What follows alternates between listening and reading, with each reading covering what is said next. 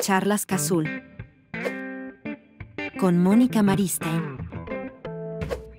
Presenta Ana Clavel. Nació en México en 1961.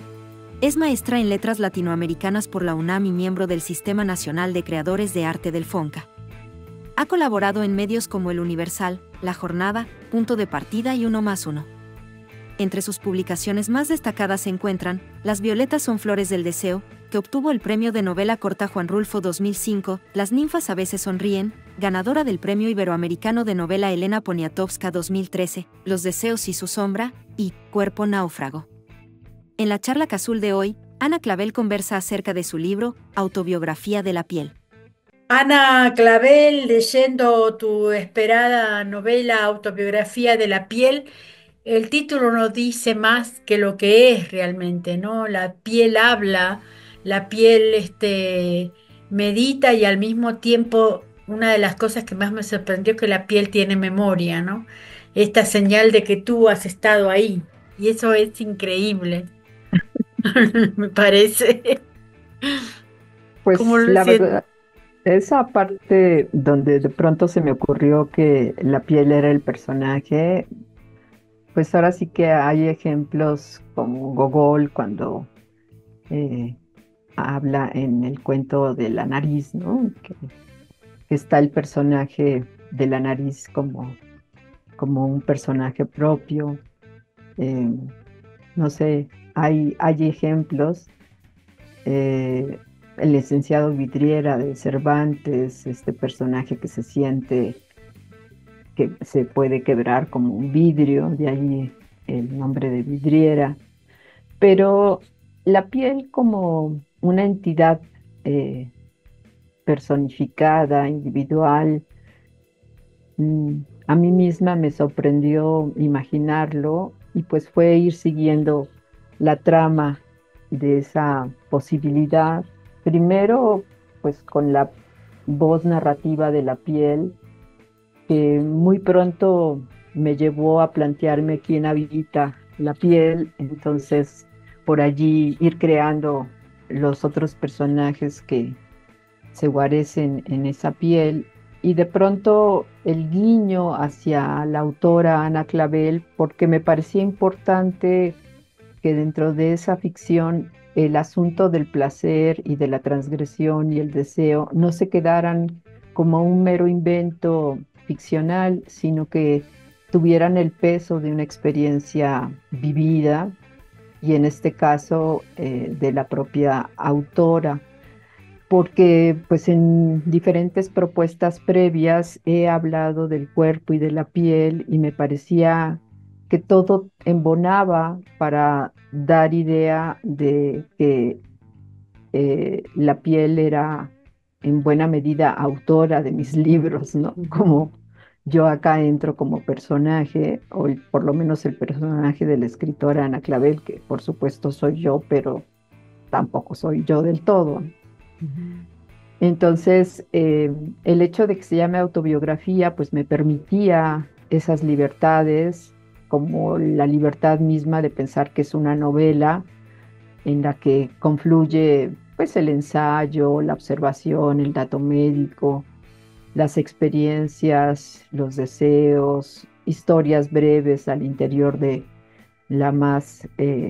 la corriente más importante de ir develando las heridas y las huellas de goce, los descubrimientos, las revelaciones, la violencia, todo iba entrando en ese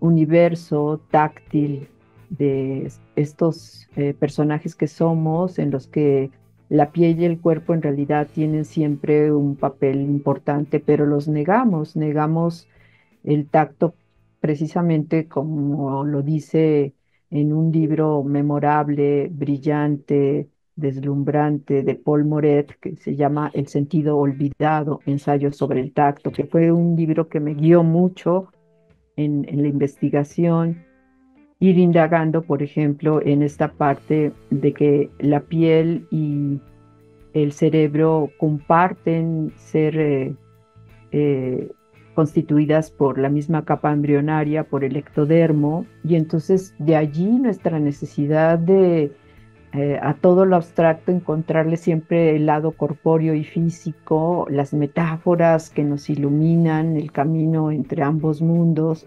concebir a la piel como una suerte de cerebro sensible, ¿no? Y a la vez al cerebro también como una piel que piensa. Ujú. Y todo esto, pues, me posibilitó dotar a la voz de la piel de la capacidad de reflexionar y hacer abstracciones sobre el tacto, sobre lo tangible, sobre estas metáforas que implican el tocar, que el tocar siempre implica ser tocados Ujú. para ahora sí que completar nuestra relación con el mundo. Y así, ¿no? Así, así se fue urdiendo este relato que fue creciendo y yo pensé que iba a ser algo más breve en un principio y poco a poco fue desarrollando temáticas diversas, lo mismo hablar de los sombreros, de los labios, del ombligo, de los feminicidios, de la piel en los desollamientos, en Ahora, las... también es cierto que en este desarrollo del discurso es un discurso artístico también, ¿no? Y me hizo pensar mucho en las esculturas que hace Javier Marín. Cuando tú vas y le dices, es que tú haces estatuas de los hombres y las mujeres. Y él dice, no, yo no hago estatuas, yo trato de acercarme al cuerpo humano y tratar de determinar exactamente qué es lo que hay enfrente mío. No hago una estatua que sea una estatua fija, que no tenga emociones, digamos. En ese sentido, creo que esta autobiografía de la piel también pasa por el arte, digamos, ¿no? No, no es que tú dijiste, bueno, voy a hacer un ensayo. No, en Mm. realidad pues es una propuesta novelística que tiene partes de ensayo, de reflexión y que como bien dices apela a la parte de la sensibilidad y la sensualidad y del placer, del goce de la lectura, efectivamente. Y de pronto sí reflexiona sobre los cuadros de Balthus, sobre el amante de Duras, entra el diario de Anaïs Nin con especialmente la atención al incesto consumado con su propio padre, entra la figura del padre en la historia de esta piel niña que lo pierde y entonces es una búsqueda a través de la escritura de colmar el deseo de la pérdida. Y por allí, transgresión tras transgresión, la historia con el primo, cómo se consuma después lo que no se consumó en la infancia. Y entonces esta transgresión también va acompañada de enseñorearse y hacerse dueña de eh, sus deseos y por ahí entonces nunca caer en el papel de víctima de ser incluso políticamente incorrecta al asumir sus deseos de infancia y de adolescencia, concebir de pronto el parto como un orgasmo hacia afuera, no sé, ahora sí que está plagado de atisbos que llevan al límite situaciones que normalmente se tienden a esconder, a poner bajo llave. Y en este caso, los personajes, tanto la piel como el nosotras que comparte con la escritora Ana Clavel, reivindican el placer, ese gozo de libertad y de identidad que nos permite disfrutar del paraíso en un aquí y ahora. Ahora, bueno, por supuesto me conmovió muchísimo el tema del incesto con Anaís. Anaís, el texto que tú pones ahí, y preguntarte en ese sentido que hablar del incesto es como hablar del pecado, hablar de algo que no se habla nunca y que al mismo tiempo despierta, ¿no? Como demonios escondidos, como incluso mitos, ¿no? Digamos, que tenemos cada uno de nosotros y probablemente nunca los hablemos, digamos, ¿no? Sí, tienes toda la razón. Fíjate que cuando publiqué Las violetas son flores del deseo, una lectora que después se hizo amiga me decía que el libro pues la había conmocionado, ¿no? Porque habla del deseo del incesto entre un padre y su hija Uber. Y que aparte de la conmoción, lo que le había pasado con el libro, y está referido en Autobiografía de la piel, es que le recordó una experiencia de niña, de que cuando era pequeña le preguntaban que qué iba a ser de grande, y ella decía pues, que iba a ser como su mamá. Entonces la gente pensaba, ah, o sea, quiere ser doctora, ama de casa. No, no, yo me voy a casar con mi papá. Entonces, cuando me dijo ese juego que ella traía, me reveló que en realidad no es un asunto solamente de los que perdemos, de las niñas que perdemos al padre, que por ahí también está la figura de Miriam Moscona con su último libro, eh, León de Lidia, que me orientó mucho en la búsqueda escritural, te debo decir, sino que también le sucede a otras personas, solo que es algo tan prohibido, tan que no nos atrevemos a pensarlo, que de pronto a lo mejor como juego, a lo mejor como chiste, inmediatamente nos apartamos, ¿no? Pero lo cierto es que está ahí. Es uno de los grandes amores a los que tenemos que renunciar. Y no por nada Freud, cuando hablaba de el fantasma del deseo, lo veía más claramente en el caso del Edipo, pero con las mujeres decía que era doblemente perverso, ¿no? Porque tenías que traicionar a la madre, además de hacer el corte, ¿no? Con ese primer amor. Ujú. Entonces se volvía mucho más complejo en el caso de las Ah, Electras. ahora, el feminismo en boga ha cortado irremediablemente también esa experiencia, digamos. No se puede hablar de nada con respecto a los deseos y a los cortes y a esas cosas que pasan en la pubertad, digamos, ¿no?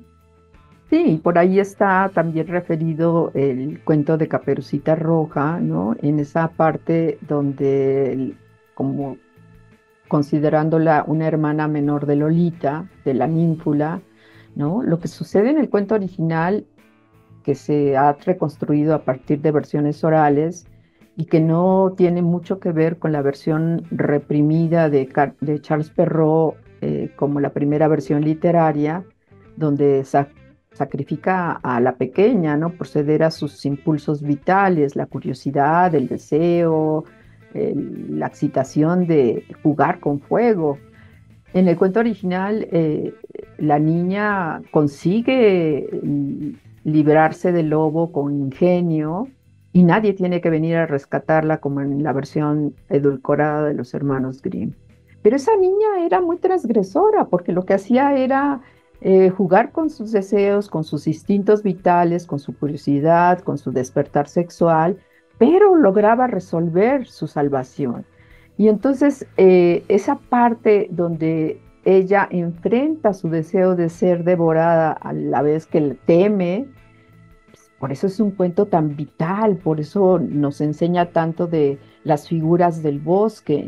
La solución no es quedarse en casa y no salir al mundo o decapitar a todos los lobos, ¿no? No, también los cuentos infantiles, los cuentos tradicionales lo que hacen es tratar de enriquecer el inconsciente del escucha, del lector, para que conforme su propia Claro. integración del yo. Y por ahí entonces lo que se da en esta autobiografía de la piel es legitimar esos deseos desde la infancia, en la pubertad, y claro que no son políticamente correctos, porque ¿cómo es que va a haber deseo de la parte menor, ¿no? El problema es que sí hay, y que no basta nada más con decir no existen para que no existan. Ahora, la piel es lo que siente primero, digamos, ¿no? Cualquier cosa que nosotros este, sintamos va a ser por la piel. Tú hablas precisamente de una gota, ¿no? Una sola gota que cae sobre el pie. Y también hablas del desollar, del mutilar con respecto al feminicidio, y esa es una parte sumamente conmovedora y al mismo tiempo difícil de leer, Ana. Muy difícil de leer. Sí, no, no por nada alerto al lector diciendo que vienen imágenes sangrientas, ¿no? Y yo misma me tuve que agarrar el estómago para poder ver los videos, los reportajes, toda la confusión de nombres en ese feminicidio famoso de Ingrid Escamilla, ¿no? Y toda esa confusión de nombres de que de pronto decían desollar, mutilar, destripar, y entonces no, como que no había orden, lógica en las imágenes verbales, ¿no? Y es que el asesinato fue tan macabro, tan terrible, que no había palabras para describirlo, ¿no? Pero es un poco la realidad que estamos viviendo. Entonces, a la hora de armar todo eso con imágenes verbales, con palabras, era importante desbrozar, sobre todo porque la piel misma, a la hora que es una piel pensante,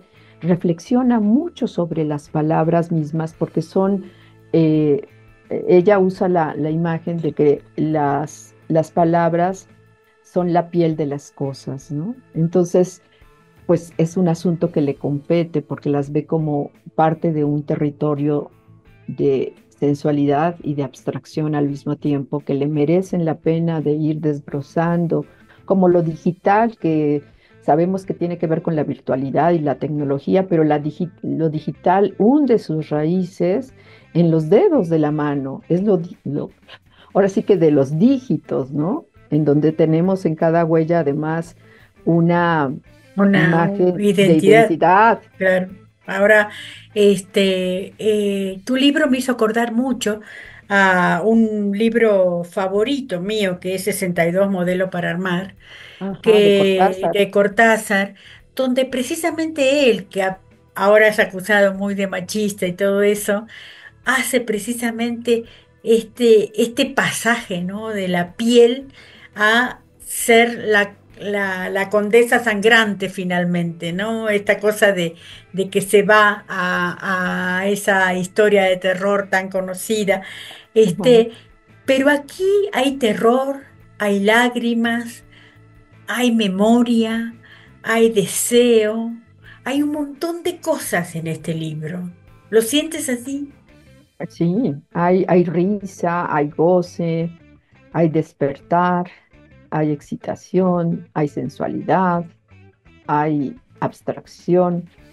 Es ahora sí que una variedad de temas que la piel me fue dando como para abordar. Yo te debo decir que, bueno, tenía esta idea del personaje de la piel, pero también tenía un poco una suerte de horizonte incierto, en donde yo iba tocando, ¿no? Como tanteando las posibilidades de hacia dónde podía irse armando la historia. Y entonces me parece que la propuesta de los diferentes temas, de la manera en que se va articulando las historias, tiene que ver con esta enramada de lo táctil, ¿no? De este tanteo, en donde yo me sitúo como frente a un laberinto y tengo que irlo recorriendo todo con la mano para no perderme, ¿no? Ujú. Y te debo decir que pues es el texto más personal y más donde más me descubro, ¿no? Donde de algún modo me muestro eh, desnuda ante el lector, ¿no? Claro que es una imagen también literaria, aunque tenga que ver con experiencias personales, pero pues siempre están pasadas por el tamiz de lo literario, de la verbalización, de la escritura. Pero sí, la piel, la escritura misma es una piel en la que yo me envuelvo. Ujú. Y por ahí me pareció que era como esta propuesta horizontal, ¿no? Lo mismo que el coro de voces, de pasar del yo al nosotras, al tú, al ella, ¿no? Como para dar más idea de toda esa materia un poco difusa, aunque sea muy concreta, que nos constituye. No en Ahora, balde el epígrafe de Valéry, ¿no? De no hay nada más profundo que la piel, a la que piel. también fue otra idea que me guió en el camino, porque pues aparente Ahora, contradicción resume mucho nuestras contradicciones entre lo abstracto y lo corpóreo. ahora también hablas de la lepra y pensaba yo que si la vejez es el abandono de la piel, ¿cómo lo ves tú? Pues te vas desescamando en un sentido literal. Por ahí pues toco esta parte donde refiero la experiencia con mi propia madre, que es una mujer que ahora en este mes de marzo va a cumplir 100 años, y cómo esa perspectiva de la piel que envejece, que entra en decadencia, que no tiene dignidad para mostrarse, es un asunto terrorífico, ¿no? Sobre todo porque cada vez te vas imposibilitando más. No todo el mundo tiene la fortuna de ser Margot Glantz, que a sus 94 años está fresca como un girasol, ¿no? Y por allí entonces sí, pensar en los anuncios de ese pergamino ajado que se va presentando con la vejez es muy doloroso, ¿no? Sobre todo porque toda existencia es una lucha, y en particular el caso de la madre del personaje de Autobiografía de la piel, pues tuvo que hacerse cargo, ¿no? De la viudez, de 3 hijos, una lucha desaforada por mantenerse, y que al final te ves reducido a ser una especie de larva, de bebé avejentado, es muy fuerte, ¿no? Ujú. Entonces, pues acá se dan, ¿no? Todo ese cúmulo de experiencias, de ese transcurrir, pues, desde una etapa muy temprana hasta también esas otras posibilidades. Y, y bueno, el caso de cómo en realidad vamos muriendo día a día, nos vamos deshojando como flores que se marchitan cuando no tenemos la fortuna de morir más jóvenes, ¿no? Es un proceso duro que, por ejemplo, yo no hubiera contemplado cuando tenía 20 años, ¿no? Claro, exacto. Es fácil decir no me voy a hacer una cirugía estética a los 20 años. Ahora hay que Ay, decirla, ¿no? ahora ya quién sabe. Exacto, exacto. Ahora van las últimas tres preguntas. La primera es saber si tú te sientes, como yo a veces te siento, como la gran exploradora y la única escritora que hace literatura erótica en México. No, por ahí está una Maritza Buendía, que es una escritora muy talentosa. Eh, Hay otras plumas, ¿no? Pero en mi caso yo no busco deliberadamente el asunto del erotismo, ¿no? Yo lo que voy haciendo es una indagación sobre los deseos y las sombras que nos habitan, y por ahí entonces de pronto puede haber ese registro de sensualidad, de erotismo. Pues no en balde por allí alguien me tildó de pornógrafa de nuestras letras, pero esa es una derivación que la verdad nunca me planteé de manera propositiva, ¿no? Se ha ido dando con el discurrir de la escritura. También es cierto que de pronto se me ocurren esas temáticas de una manera como muy natural.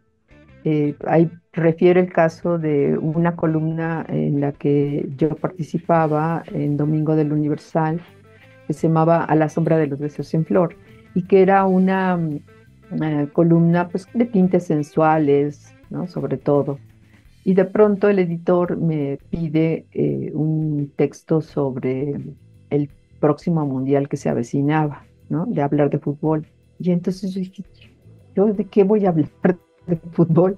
Bueno, pues solamente a mí se me podía ocurrir hablar de los jugadores en pelotas, Ujú. desnudos, ¿no? Y jugar con la expresión jugar en pelotas, viendo al balón, pero también a otras partes de la anatomía masculina, ¿no? Y entonces, y yo misma de pronto dije, claro, o sea, por eso luego me acusan de ser una escritora del cuerpo, ¿no? De todas las maneras de abordar la temática, solamente a mí se me podía ocurrir pensar en un equipo estrella conformado por los grandes futbolistas del mundo y pensarlos en pelotas, desnudos, ahora sí que sudando músculos, sudando testosterona y toda esa virilidad que les cuelga por allí. Sí, Entonces dijo, bueno, sí, es de, impresionante. de todas maneras, más que acusarte, digamos, de pornógrafa, lo que sí es muy interesante es que otra vez has hecho un libro sobre el cuerpo, digamos, ¿no?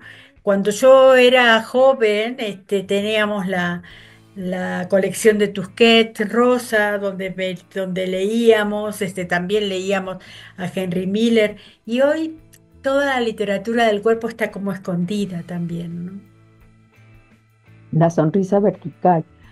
Ajá, pero yo quizá ahí tengo un poquito una distancia en el sentido de que las historias o las propuestas novelescas que yo trabajo sí tienen siempre un tinte corpóreo y de sensualidad, incluso de erotismo, pero es una cosa como más sutil que no forzosamente está intentando la excitación del lector a niveles de sexualidad, ¿no?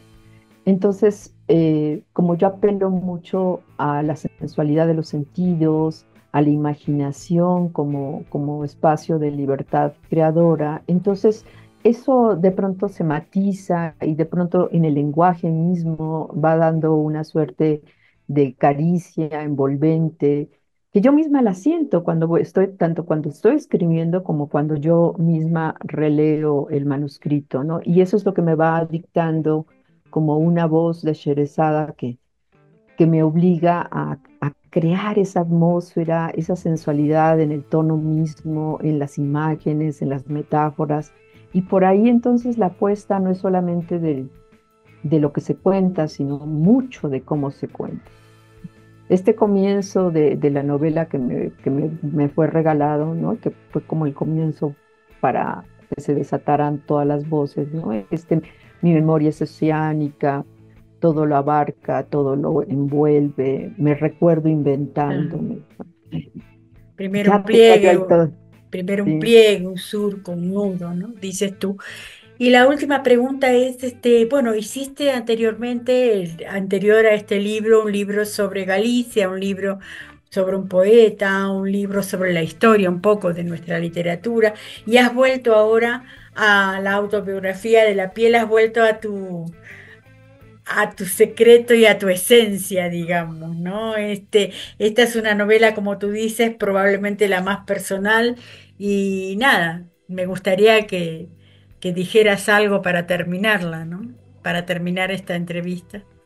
En el caso de por desobedecer a sus padres sobre el poeta Darío Galicia, sí había una historia un poco diferente a lo que yo había trabajado. De todas maneras, hay la parte donde el personaje se revela como eh, un explorador de sus deseos, del deseo del cuerpo, del deseo de la transgresión, del deseo de ser diferente, de asumir su homosexualidad y el mundo de la poesía, ¿no?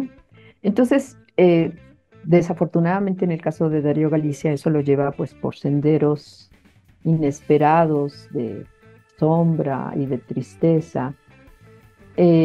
Sin embargo, la propuesta aquella me sedujo mucho porque terminó siendo a la vez una reivindicación del lado gozoso de la escritura, de la experiencia lúdica de la poesía, en particular del espíritu mismo de Darío Galicia. Y entonces ese asunto de los deseos en Darío realmente vinculaba a esa historia que era extraña dentro de lo que yo me había planteado. Y acá sí es cierto que retomo historias más ad hoc a lo que he venido desarrollando, pero como bien dices, es mi libro más personal, es la ocasión en que estoy más expuesta y que de alguna manera también me siento más vulnerable.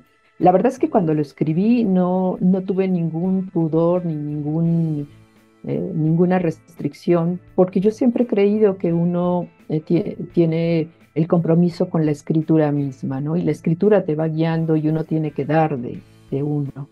Entonces, cuando escribía y releía, yo estaba pues encantada en lo que estaba trabajando, ¿no? Ya cuando termino y pasan los meses y se publica, y entonces de pronto veo, digo, qué barbaridad, cómo estoy aquí, ¿no? Siempre he estado en mis libros, aunque son voces ficcionales y personajes ficticios, pero acá, pues de alguna manera hay el asunto de la autoficción, el asunto de la autobiografía, que no es solamente de la piel, sino de la misma autora de la que se habla y de, pues por ahí el colofón, ¿no? En el que se menciona una carta al señor Valery, eh, que está firmado por las autoras, ¿no? Que son pues la piel y su personaje que le da vida.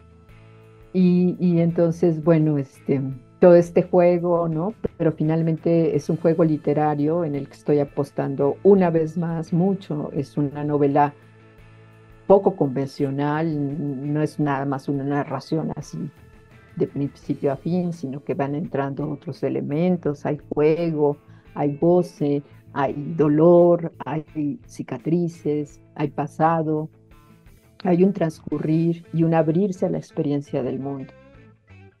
Muchísima suerte con esta novela y suerte en todo, Ana. Muchas Muchas gracias. gracias, Mónica. Besos. Nos vemos pronto. Ah, pues allá en Ojalá. Azul.